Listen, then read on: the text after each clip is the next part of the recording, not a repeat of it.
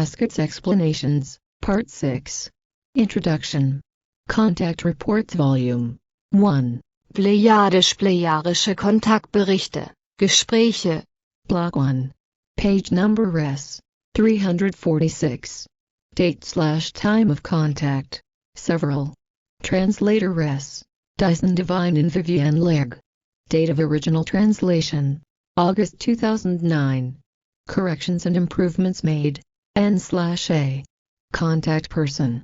Asket, Jitschi, Billy, and Jmmanuel. Synopsis. Billy, Asket and Jitschi go back in time to the year 32 and travel to Jerusalem, where they encounter Jmmanuel and a few of his followers. Translator's notes. An important message for the reader of this document. Eine wichtige Nachricht an den Leser dieser Schrift. We, Dyson, Devine and Vivienne Legg of GaiaGuys.net have been given permission by figure.org to make these unofficial, preliminary translations of figure material. Please be advised that our translations may contain errors. Explanation from September 5, 1975, Hinwil, Switzerland. Then we still made several special small preparations before Asket took us into outer space again with her ship and then carried out the transmission into the past.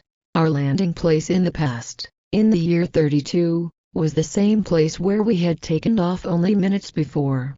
Minutes which, however, now suddenly lay about 2,000 years in the past. I am still able to remember very well that the entire landscape of the past was only very slightly different from the way it was in the normal present time of the year 1953.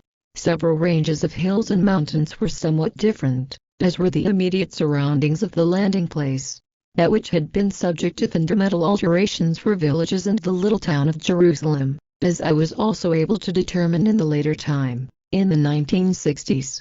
But all in all, everything had otherwise remained about the same, at least as far as the landscape was concerned. After the landing in year 32 we immediately set out on the path to Jerusalem.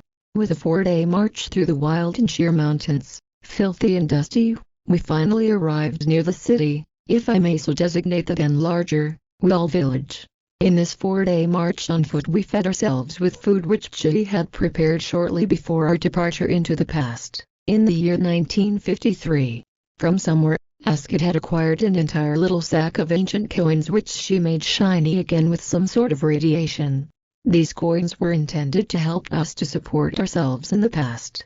During the march on foot Asket explained yet very many things which could be helpful to us in a time of the year 32.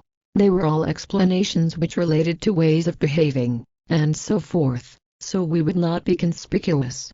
And, because these explanations are not important, they were simply bypassed in the memory recording and were not written down. The explanations and communication of experiences were therefore only recorded again and written down where they are important. Still to explain is that Jitschi had also already received a language transformer from Asket with the first trip into the past because he also could not speak the various languages. Likewise Asket also naturally wore one of these small devices herself. Now where are we then? Quite near Jerusalem, which you see down there. We are here on the Mount of Olives, and the huts there in the foreground are called the village of Bethphage. But now look there at the men who are coming along the path. Who are the people then? A very wise earth human with his followers. I knew that he would come through here at this time, therefore I led you here first. You mean ... It is so. Incredible. Which one of them is it? I am, certainly, peculiarly moved, but I really do not find that incredible. I think I know which he is, the one there in the middle, the tall one who stands out over everybody. You observe very precisely, it is he. You with your damned power of observation and your thrice cursed realism. Indeed, absolutely nothing is able to bring you out of your goddamned calmness, eh? Lousy slave driver. You damned ... Now get yourself obligingly together and just consider whom you will encounter in a few minutes. That should indeed be the greatest thing in your life. Therefore do not continually curse, otherwise I will paste you one. I totally believe you would. You no longer have any respect at all for your elders, eh? Now you actually believe that you are as big as a giant and a hero as well, eh? You actually think that your damned knowledge and realism has made you dear God in person, eh? If you do not hold your trap now, then I will punch you one. Behave yourself obligingly like a civilized human, even if you cannot cope with the situation. You certainly wanted to come with us, and now you cannot cope with the greatness of the hour. Can you not come to terms with events and adjust to the present reality? The truth is too hard for you, you cannot digest it and threaten to spin out. Therefore try to be quiet and control yourself, because you namely curse and blaspheme only because you are not equal to the situation and cannot cope with the truth. That simply requires its time, then you will manage it. But please stop cursing and blaspheming, because it is completely wrongly placed here and is completely useless. I have listened, but I do not swallow your hogwash. You are a goddamned realist and nothing seems to shake you.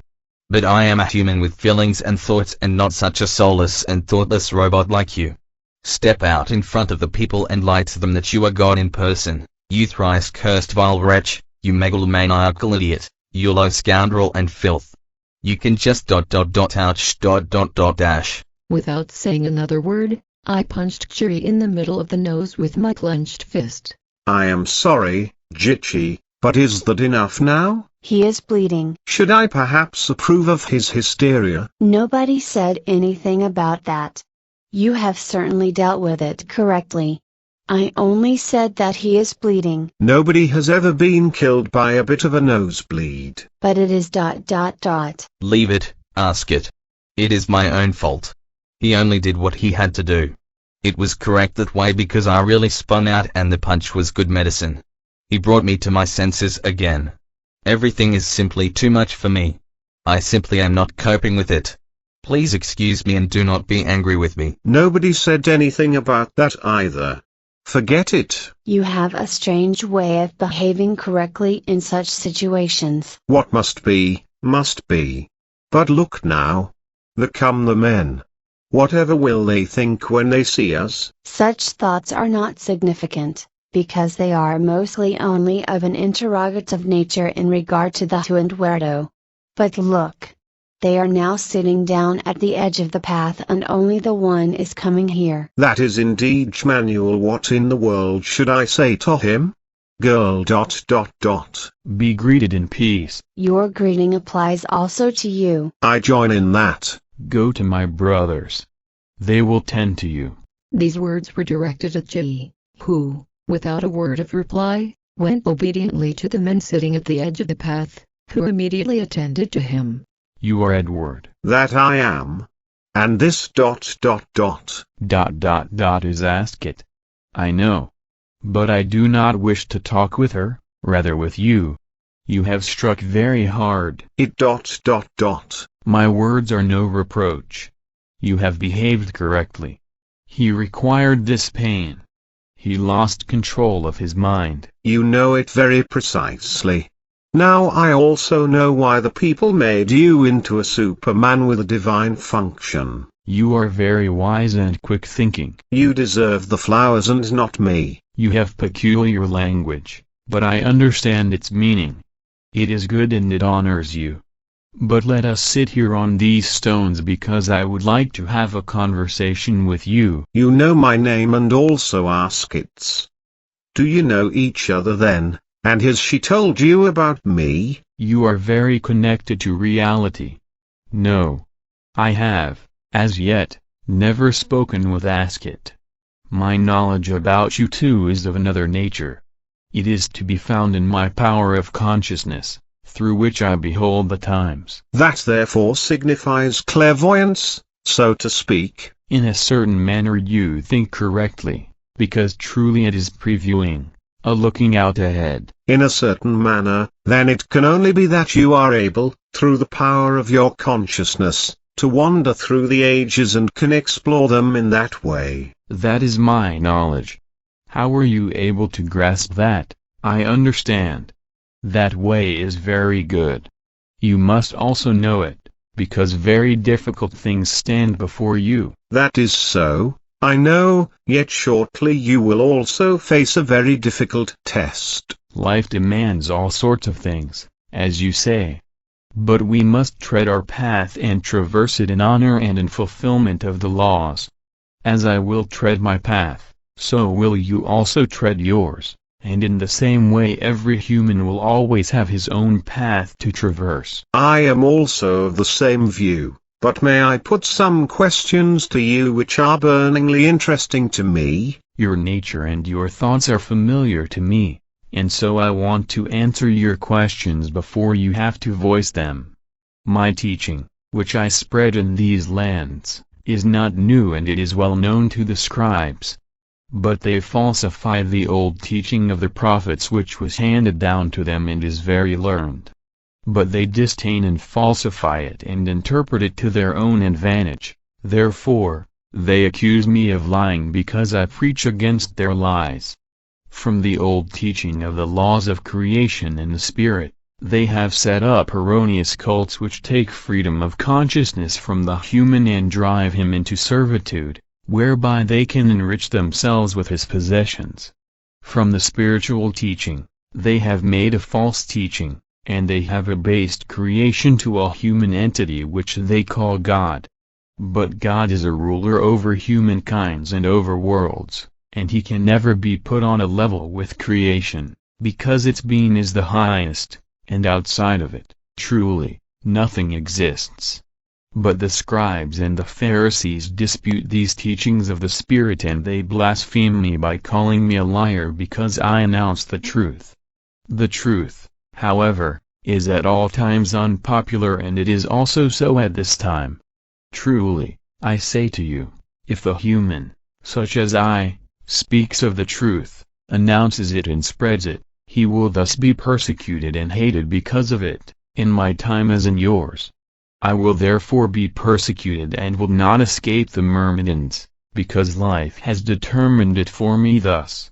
But you will also be persecuted in that way because also you will, in your future world, have a mission to fulfill, as do I.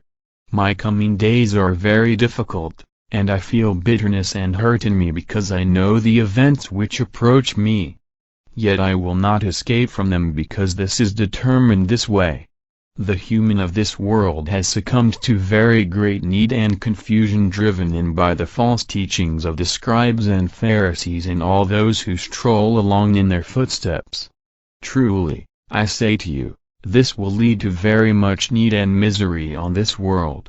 Today, on the chairs of the prophets sit the scribes and the Pharisees, and everything they preach to the people is barefaced lies and deception. They are hypocrites and twisters of the truth.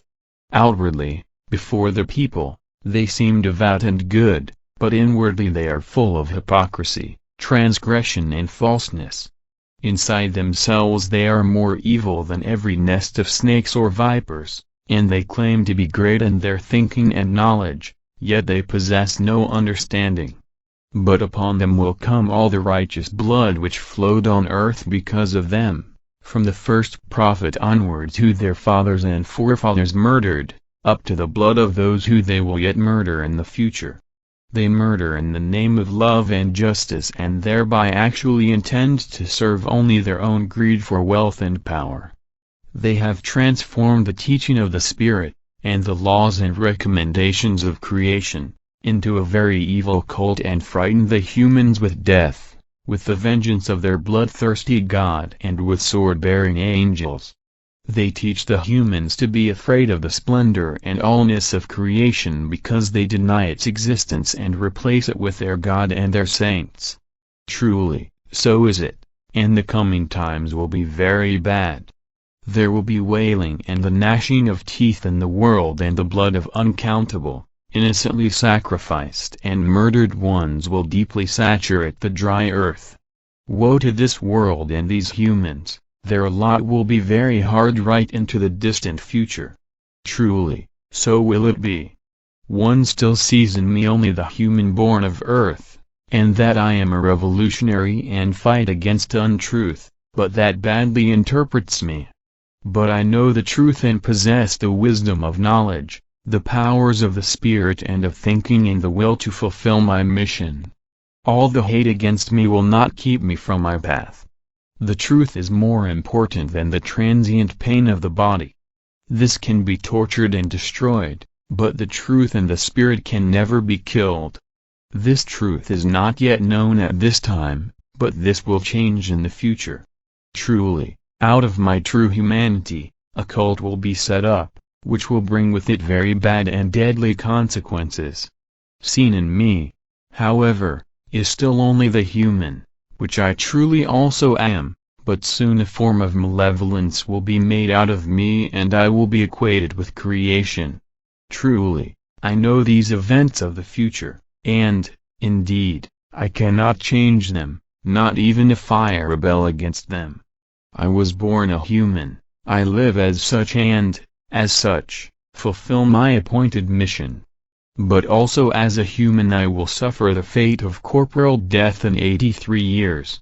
By then, my body will be very old, yet my spirit and thinking will remain undiminished. The coming event, which is chosen for me, as a martyr, will also change nothing in regard to that. The event contains only bodily pains, but they will be lost on the wind through the power of the Spirit and by thinking and knowledge as well as my wisdom and love. Truly, it will be so, and afterwards I will end my mission. Excuse me please if I interrupt you, yet I believe that I am indeed permitted to do that. Your expositions are very informative for me, but it appears to me that I can recognize, from that you, in a certain sense, have succumbed to Weltschmerz, and thereby digress from the actual questions. Would it not, perhaps, therefore be better if I asked my own questions? Truly, you are very sensitive, because pain about the world bores into me. Until now nobody has been able to determine this, but you effortlessly draw this out of me. You are very much more advanced in your development than I had gathered. I live here in a world which is the distant past for you, but which signifies the present for me. Truly, your evolution is about 2,000 years further advanced from my time, which I did not take into account. It is therefore not fitting that I converse with you in the same way that I do with my contemporaries. Truly, I had not considered this. In your entire development, you are about 2 millennia ahead of my time and are correspondingly further developed. Furthermore, I know, truly, that you were very continuously instructed and have attained a very high level in spiritual values. Truly, I had not considered all that. Therefore it shall be an honor for me to answer your questions, at your discretion. Sincere thanks, Jmmanuel. It is not my intention to instruct you somehow. I only thought that a direct questioning is perhaps better because I have ascertained the aforementioned things. Truly, what you say is honest. I will answer your questions for you. Thank you. As I know from you, you know very many things up into the very distant future. Thereby you must also be orientated about what will be made out of your person. You have indeed also already explained that in a circumscribed form. But I have fully understood your explanations, because I do know the New Testament, which allegedly contains your teaching. But for a short time now I have known that the allegedly handed down teaching is only an evil falsification and only corresponds to the actual truth in very few things. Not at all to mention, thereby, regarding your own person, who has been pressed into a form of a god and a form of creation and who is proclaimed as the Redeemer of earth humanity. You sit before me and I see that you are precisely as much a human as is Asket here, as is Jitschi over there and your brothers and students, who, in our time are called disciples. Now I wonder how it has come about that no direct documentation of your teaching has been handed down, because, to my knowledge, the first words of the New Testament which exists in my time were written only around 200 years after your alleged death on the cross. Do you not write down any facts at all of your teaching, in such a way that they can be kept for posterity? Truly, your question is very precisely directed. Consider, my time is about 2 millennia before yours, and in this time only certain forms of society are literate. On account of my mission, I did also learn writing and reading, yet I have insufficient time to write down my teaching. And if I speak of my teaching, truly, then I thereby name the teaching of all great ages, the teaching of the Spirit and the teaching of the laws and recommendations of creation, which are eternally imperishable. I learnt it in a similar way to you and furthermore spent long years in the distant land of Kush. Note from Billy, today part of North India, where I was permitted to experience further learning. So the teaching is indeed preached by me, yet it is truly not originally from me. Truly, your question is, however, warranted. I fully know the false and wrong teachings of the future about my true teachings and about my person. But no practical steps are planned to change these coming misleading events, because the mass of erring and falsifying humans is too great to be able to influence them even on a small scale. This will unfortunately lead to a false teaching of much longer than 3,000 years, and to very much need, pain, hate, misery and bloodshed. Truly, in spite of that, however, the truth will not be lost, because it will, in a safe place, remain transmitted and also outlast the time, in a written form. Among my followers, I have a literate man named Judas Iscariot, who writes down the most important parts of the teaching and events, which later, well preserved, shall outlast the time in order to hand down the actual truth to posterity. With the help of an ex-priest, these texts will be found by you, in your time, in Jerusalem, and you will spread them again, true to their meaning, and make them accessible to the humans. But your time is still not ripe enough for that, and only in little more than 2 decades, in your own time, will the seed of truth find a little fertile ground. That is good. You therefore mean that your teaching really remains preserved and then it will also be found by me somewhere. Truly, that is what I am saying. Already the texts are being sought now in order to destroy them and to use them as indictments against me. One scroll has already been stolen from the writer and kept closed by the Pharisees and the scribes. Judas Iscariot, a son of a Pharisee, secretly took it out of Judas Iscariot's bag in order to sell it to my persecutors for 70 pieces of silver, in order, thereby, to be able to charge me with blasphemy against God. But Judas Iscariot has been ordered by me to write the text once again and now to keep it quite safe, whereby its purpose will outlast the ages. You speak of Judas Iscariot, who is supposed to be your betrayer, as the texts of my time still convey, nonetheless falsified. Truly, I speak of him. But he will in no way be the guilty one. He who will hand me over to the persecutors is the same one who stole the texts and sold them. Therefore Judas Iscariot? So is it.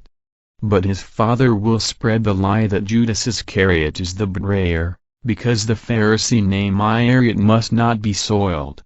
But the reason is also based on the fact that the priests, scribes and Pharisees and their followers can say, "Behold, one from his own ranks has betrayed him and handed him over to a death on the cross. Behold, behold, how can his teaching be truth if his own people betray him and sell him?" So that is the way it is. Now I understand quite a bit more. But now I ask myself, who then really hanged himself in Potter's Field, respectively? Who will hang himself there in the coming time? Judas Iscariot. Oh. That is how it is. But now something else. I am here 2,000 years in the past. What do you think will happen should this fact be made known in my time? Truly, it will come to pass that you will be accused of lying. Many will accuse you of blaspheming against God and presuming that you, of all people, could come into contact with me. However, do not concern yourself about this, because, were it another, they would say the same thing about him. Truly, you have seen to, and learned, very much in your life up to this point, and you have also traveled back into the time of Moses, where you have encountered many truths. From these truths, however, grows in you the required strength to confront the hostility. Truly, several from your own ranks will accuse you of dishonesty when they learn of your association with me. But their accusations will truly only result because they will still be completely lacking in judgment and are not able to recognize the truth. Their thinking will still be trapped in worldly forms and their knowledge will be very unclear and small. Being together with me, namely, will seem monstrous and fantastic to them because their understanding will still not be mature enough to comprehend this entire truth. But your worst enemies will be the enviers and know-it-alls as well as the extremists and the cultic circles, who will have lost every sense of reality through their false teachings. I know, truly, that in your time the people live in the mistaken belief that I am the embodiment of creation. So then, in your time, they call me the Anointed One, and they thereby wander far from every truth, through deep darkness engendered by belief. Truly, truly, I say to you that many among these will be misled ones who are in pursuit of your life. Be therefore watchful and protect yourself from them because the worst are always those who are misled by hate, by being know-it-alls, by jealousy and fanaticism, as well as those who are misled by some sort of cults. Their thinking and behavior is at all times directed towards the demand for blood, because their minds are always distinguished by vengeance. But also protect yourself from the critics and false realists because they also conceal great dangers within themselves. They believe that they stand above all things, but indeed they live only in their own stupid and uncomprehending world of thought. Outwardly they speak very learnedly and want to shine greatly, but inside of themselves they are wretched, ignorant and full of evil rubbish. I understand, yet I know that I can defend myself from hostility. Truly, it will not be easy for you because all human irrationality and the cultic false teachings will peak exactly in your time. That may well be so, yet I have been taught to fight. But how is it now with yourself, I mean with your name? It is indeed Jmmanuel, but in spite of that, in my time you are called Jesus Christ. That is the way it is in the New Testament anyway. Truly, that is an evil vituperation, which is foreign to every truth. Up until this point in time, in which I talk with you now, this name has never been uttered. Only in a later time will it become coined by a human whose thinking will be confused. He will also bear the blame for me being designated as creation and for the lie that I am omnipotent. All this will happen this way through Paul, who currently is still one of my worst enemies and is still named Saul. You mean that, through the construction of Christianity, he will found his own erroneous religion, a Paulism, so to speak? Truly, you speak the truth. What is your own position then in regard to the title Jesu, Christi or Jesus Christ which has been attributed to you? In your time this name is very imprinted. Truly, truly, that it grieves me greatly. Never do I wish to be so named and it never should have happened. Yet this has become unavoidable for the path of development, because the human of this earth must first go into error in order to find the truth.